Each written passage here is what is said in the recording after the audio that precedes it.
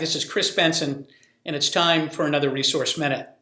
Today we're going to look at some data published recently by the ADA on shifting practice configurations. We're going to look at solo practitioner ownership, we're going to look at any ownership, whether you're solo or in a group, and we're going to look at corporate ownership. And specifically, we're going to look at what's happening to the 35 and under crowd in dentistry. So this includes all of dentistry, which is the specialty of orthodontics and all your other colleagues. So if we look at solo ownership, if you looked in 2010, a little bit over half the dentists in the country were solo owners. And if you were under 35, you were less likely to be an owner. And that made sense to us because you're being an associate and then you're bouncing into ownership later. As you fast forward and look at solo ownership, we see that it's decreasing for both age groups, the entire population and those under 35.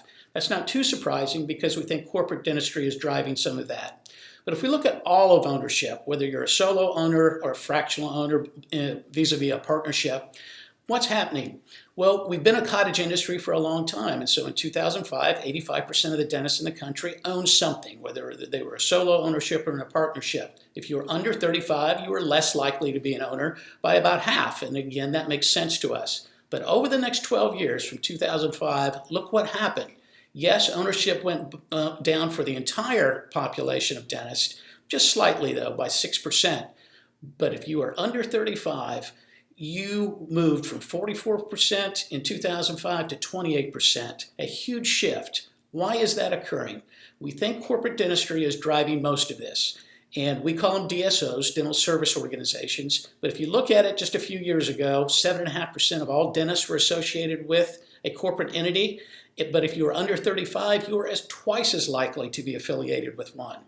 And if you look at today's data, 8.8%, so it's increasing for the entire population. But again, the younger dentists in the United States are more attracted to corporate ownership than any other age group.